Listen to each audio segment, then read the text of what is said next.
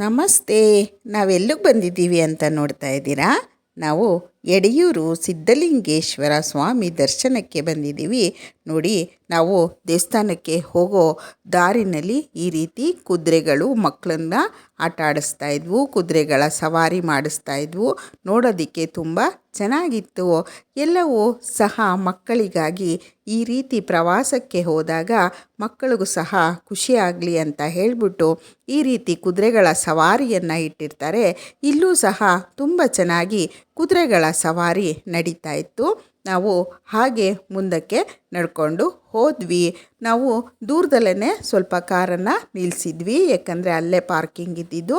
ಹೀಗೆ ಹೋಗ್ತಾ ಹೋಗ್ತಾ ನಾವು ಆ ಸ್ಥಳಗಳಲ್ಲಿ ಎಷ್ಟು ಚೆನ್ನಾಗಿ ಜನಗಳು ಓಡಾಡ್ತಾ ಇದ್ದರು, ದೇವರ ದರ್ಶನಕ್ಕೆ ತರಾತುರಿಯಲ್ಲಿ ಹೋಗ್ತಾ ಇದ್ದರು, ಅದನ್ನೆಲ್ಲ ನೋಡಿಕೊಂಡು ಹೋದ್ವಿ. ಮತ್ತು ಒಬ್ಬರು ಅಲ್ಲೇ ವಾಟರ್ ಆ್ಯಪಲನ್ನು ಮಾರ್ತಾಯಿದ್ರು, ಅದನ್ನು ಸಹ ನೋಡಿದ್ವಿ. ಮತ್ತು ನೇರಳೆ ಹಣ್ಣು ಸೀಸನ್ ಇತ್ತು, ನೇರಳೆ ಹಣ್ಣು ಸಹ ನಾವು ನೋಡಿದ್ವಿ. ಮತ್ತು ಬರಬೇಕಾದ್ರೆ ತಗೊಳ್ಳೋಣ ಅಂತ ಹೇಳಿಕೊಂಡು ನಾವು ಮುಂದಕ್ಕೆ ಹೊರಟ್ವಿ. ನೋಡಿ, ವಾಟರ್ ಆ್ಯಪಲ್ ಎಷ್ಟು ರೆಡ್ಡಾಗಿದೆ, ನೇರಳೆ ಹಣ್ಣಿದೆ. ನೋಡಿ, ನಾವು ಸಹ ದೇವಸ್ಥಾನದ ಆವರಣಕ್ಕೆ ಬಂದ್ವಿ. ಈ ಕುದುರೆಗಳ ಕಾರಣ ಅಲ್ಲಿ ಸ್ವಚ್ಛತೆ ಸ್ವಲ್ಪ ಕಡಿಮೆನೇ ಇತ್ತು. ಈ ಕುದುರೆಗಳು ಸ್ವಲ್ಪ ಜಾಸ್ತಿ ಗಲೀಜನ್ನೇ ಮಾಡಿಬಿಟ್ಟಿದ್ವು. ದಾರಿಯಲ್ಲಿ ಹೋಗಬೇಕಾದ್ರೆ ಅದರದ್ದು ತುಂಬಾ ಬೇಜಾರು ಆಯಿತು. ಈ ರೀತಿ ಪವಿತ್ರವಾದ ಸ್ಥಳದಲ್ಲಿ ಈ ರೀತಿ ಆದರೆ ತುಂಬಾ ಬೇಸರ ಆಗುತ್ತೆ ಮನಸ್ಸಿಗೆ. ಹೀಗೆ ನಾವು ಈ ಸಿದ್ಧಲಿಂಗೇಶ್ವರನ ದರ್ಶನ ಮಾಡೋದಕ್ಕೆ ಹೋದ್ವಿ. ನೋಡಿ, ಎಷ್ಟು ಕುದುರೆಗಳು ಇದ್ದಾವೆ.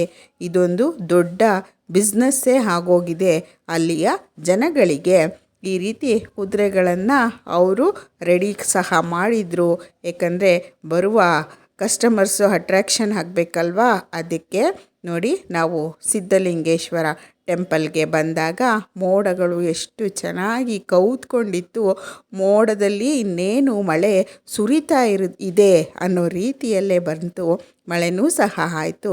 ನೋಡಿ, ಸಿದ್ಧಲಿಂಗೇಶ್ವರನ ಗೋಪುರದ ದರ್ಶನವನ್ನು ಮಾಡಿಕೊಳ್ಳೋಣ. ಎಷ್ಟು ಸುಂದರವಾದ ಗೋಪುರ. ಶ್ರೀ ಸಿದ್ಧಲಿಂಗೇಶ್ವರ ಸ್ವಾಮಿಯವರು ನೆಲೆಸಿರುವ ಈ ಪವಿತ್ರ ಸ್ಥಳವನ್ನು ನಾವು ನೋಡೋದಕ್ಕೆ ಬಂದ್ವಿ. ನೀವು ಸಹ ದರ್ಶನವನ್ನು ಮಾಡ್ಕೊಳ್ಳಿ. ನೋಡಿ, ಇಲ್ಲಿ ಪ್ರಸಾದದ ಸ್ಥಳವೂ ಸಹ ಇದೆ. ಇಲ್ಲಿ ಫ್ರೀಯಾಗಿ ಉಚಿತವಾಗಿ ಪ್ರಸಾದವನ್ನು ಕೊಡ್ತಾರೆ. ನೋಡಿ, ನಾವು ದರ್ಶನಕ್ಕೆ ಹೋಗಬೇಕಾದ್ರೆ ಈ ರೀತಿ ಮಂಟಪಗಳನ್ನು ನೋಡಿದ್ವಿ. ಅಲ್ಲಿ ಜನರು ಕೆಲವು ಸಮಯವನ್ನು ಕುಳಿತು ಧ್ಯಾನ ಮಾಡುವುದಕ್ಕೆ ಅಲ್ಲಿ ಬಳಸ್ತಾ ಇದ್ದರು. ನಾವು ಸಹ ಕುಳಿತು ಸ್ವಾಮಿಯ ಧ್ಯಾನವನ್ನು 1-2 ನಿಮಿಷ ಮಾಡಿದ್ವಿ. ಹೀಗೆ ಈ ಸಮಯ ಹೋಗಿದ್ದೆ ನಮಗೆ ಗೊತ್ತಾಗಲಿಲ್ಲ. ನೋಡಿ, ಎಷ್ಟು ಜನ ಇದ್ದಾರೆ ಸ್ವಾಮಿಯ ದರ್ಶನ ಮಾಡೋದಕ್ಕೆ. ಇದು ಧರ್ಮ ದರ್ಶನ. ಅವತ್ತು ಧರ್ಮ ದರ್ಶನದಲ್ಲೇ ನಾವು ಸಹ ಹೋದ್ವಿ. ಧರ್ಮ ದರ್ಶನ ಮಾಡೋದ್ರಿಂದ ಎಲ್ಲರಿಗೂ ಒಳ್ಳೆಯದೇ ಆಗುತ್ತೆ, ಈ ದುಡ್ಡು ಕೊಟ್ಟು ಮಾಡೋದಕ್ಕಿಂತ. ನೋಡಿ, ಸ್ವಾಮಿಯ ದರ್ಶನವನ್ನು ಒಳಗಡೆ ಮಾಡಿಕೊಂಡು ಈಚೆ ನಾವು ಬಂದಾಗ ಈ ರೀತಿ ಸುತ್ತಲೂ ಸ್ವಾಮಿಗಳ ನಿರ್ಮಾಣವನ್ನು ಮಾಡಿ ಇಟ್ಟಿದ್ದಾರೆ. ಅಲ್ಲಿ ನೋಡೋದಕ್ಕೆ 2 ಕಣ್ಣುಗಳೇ ಸಾಲಿಲ್ಲ. ಮತ್ತು ಎಲ್ಲರೂ ಸಹ ಹರಿಬರಿ ಎಲ್ಲವನ್ನ ಬಿಟ್ಟು ದೇವರ ದರ್ಶನವನ್ನು ಮಾಡೋದಕ್ಕೆ ನಿಧಾನಕ್ಕೆ ಬರ್ತಾಯಿದ್ರು. ಧೂಪ ದೀಪವನ್ನು ಬೆಳಗ್ತಾಯಿದ್ರು. ಮತ್ತು ಚಿಕ್ಕದಾದ ಗೋಪುರವು ಸಹ ಆ ದೇವರ ದೇವಸ್ಥಾನದ ಮುಂದೆ ನಿರ್ಮಾಣ ಮಾಡಿದರು. ಇಲ್ಲಿ ಎಷ್ಟೊಂದು ರಥಗಳನ್ನು ಸಹ ನಿರ್ಮಾಣ ಮಾಡಿದ್ದಾರೆ. ಇದು ಮರದ ರಥ. ಇದರಲ್ಲೂ ಸಹ ದೇವರನ್ನು ಒಂದೊಂದು ಸಲ ಉತ್ಸವಕ್ಕೆ ಬಳಸ್ತಾರೆ, ಉತ್ಸವವನ್ನು ಮಾಡ್ತಾರೆ. ಇಲ್ಲಿ ಬೆಳ್ಳಿಯ ರಥ, ಚಿನ್ನದ ರಥವೂ ಸಹ ಇದೆ. ಇದರ ಸೇವೆಗಳನ್ನು ಸಹ ಕೆಲವು ಭಕ್ತರು ಮಾಡ್ತಾ ಇರ್ತಾರೆ. ಚಿನ್ನದ ರಥದ ಸೇವೆಗೆ ಇಲ್ಲಿ ಎಷ್ಟು ಅಮೌಂಟು ಮತ್ತು ಬೆಳ್ಳಿಯ ರಥದ ಸೇವೆಗೆ ಎಷ್ಟು ದುಡ್ಡನ್ನು ಕಟ್ಟಬೇಕು ಅಂತ ಹೇಳಿಬಿಟ್ಟು ಬೋರ್ಡನ್ನು ಸಹ ಹಾಕಿದರು. ಚಿನ್ನದ ರಥವನ್ನು ತುಂಬ ವಿಜೃಂಭಣೆಯಿಂದ ಮಾಡಿದರು. ನೋಡಿ, ಈಗ ಬೆಳ್ಳಿ ರಥಕ್ಕೆ ಎಷ್ಟು, ಚಿನ್ನದ ರಥ ಸೇವೆಗೆ ಎಷ್ಟು ಸುವರ್ಣ ಸೇವೆಗೆ ಎಷ್ಟು ಅನ್ನೋದನ್ನು ಬೋರ್ಡಲ್ಲೇ ಬರೆದಿದ್ದಾರೆ.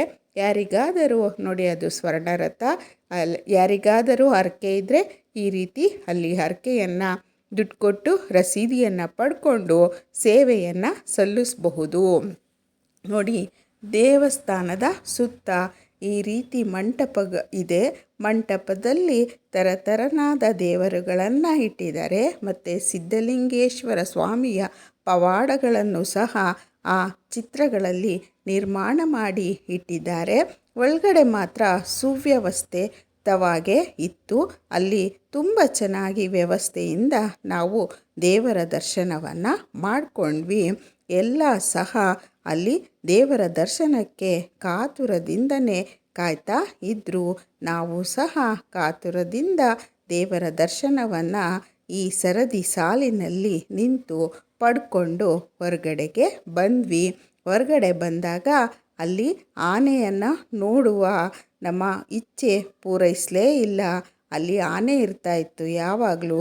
ಈ ಸಲ ನಮಗೆ ಆನೆ ಸಿಗಲಿಲ್ಲ. ಆದರೂ ಸಹ ಗೋಪುರದ ದರ್ಶನವನ್ನು ಪಡ್ಕೊಂಡು ನಾವು ಸಿದ್ಧಲಿಂಗೇಶ್ವರನಿಗೆ ನಮಿಸುತ್ತಾ ಅಲ್ಲಿ ಉಚಿತವಾಗಿ ಸಿಗುವ ಪ್ರಸಾದವನ್ನು ಸ್ವೀಕರಿಸಲು ನಾವು ಪ್ರಸಾದ ಮಂದಿರದ ಹತ್ರ ಹೋಗ್ತಾ ಇದ್ದೀವಿ. ಪ್ರಸಾದ ಮಂದಿರ ಅಲ್ಲಿಂದ ಸ್ವಲ್ಪ ದೂರದಲ್ಲಿಯೇ ಇದೆ. ದಿನಾಗಲೂ ಅಲ್ಲಿ ಸಾವಿರಾರು ಮಂದಿ ಪ್ರಸಾದವನ್ನು ಸ್ವೀಕಾರ ಮಾಡ್ತಾರೆ. ನೋಡಿ, ಪ್ರಸಾದ ನಿಲಯ, ಉಚಿತ ಪ್ರಸಾದ ನಿಲಯ. ಭಕ್ತರು ಅವರಿಗೆ ಬೇಕಾದರೆ ಅವರ ಇಷ್ಟ ಬಂದಷ್ಟು, ಅವರಿಗೆ ಶಕ್ತಿ ಇದ್ದಷ್ಟು ಅವರಿಗೆ ಕಾಣಿಕೆಗಳನ್ನು ಸಹ ಕೊಡ್ತಾರೆ. ಮತ್ತು ತಾವು ಬೆಳೆದ ಮೊದಲ ಬೆಳೆಯನ್ನು ಈ ದೇವರಿಗೆ ತಂದು ಕೊಟ್ಟು ತಮ್ಮ ಸೇವೆಯನ್ನು ಮಾಡ್ತಾರೆ. ನೋಡಿ, ಅಲ್ಲಿ ದೇವರಿಗೆ, ಅನ್ನಪೂರ್ಣೇಶ್ವರಿಗೆ ನಮಸ್ಕಾರ ಮಾಡಿ ನಾವು ಪ್ರಸಾದದ ಮಂದಿರಕ್ಕೆ ಬಂದ್ವಿ. ಪ್ರಸಾದದ ಮಂದಿರವೂ ಸಹ ಸುವ್ಯವಸ್ಥಿತವಾಗಿ ಇತ್ತು. ನೋಡಿ, ದಿನಾಗಲೂ ಎಷ್ಟು ಜನ ಪ್ರಸಾದವನ್ನು ಸ್ವೀಕರಿಸ್ತಾರೆ. ನಾವು ಸಹ ಅಲ್ಲಿ ಪ್ರಸಾದವನ್ನು ಸ್ವೀಕರಿಸಿದ್ವಿ. ಪ್ರಸಾದವೂ ಸಹ ತುಂಬ ರುಚಿಕರವಾಗಿತ್ತು. ಏಕೆಂದರೆ ದೇವರ ಪ್ರಸಾದ ಮೊದಲೇ ರುಚಿಯಾಗೇ ಇರುತ್ತೆ. ಅದೇ ರೀತಿ ನಮಗೆ ಪ್ರಸಾದನೂ ಸಹ ಸಿಕ್ತು. ಪ್ರಸಾದವನ್ನು ನಾವು ಸ್ವೀಕರಿಸಿದ್ವಿ. ಮತ್ತು ಅಲ್ಲಿಂದ ಮತ್ತೆ ನಾವು ಊರಿಗೆ ಹಿಂದಿರುಗಿದ್ವಿ. ನಮಸ್ತೆ.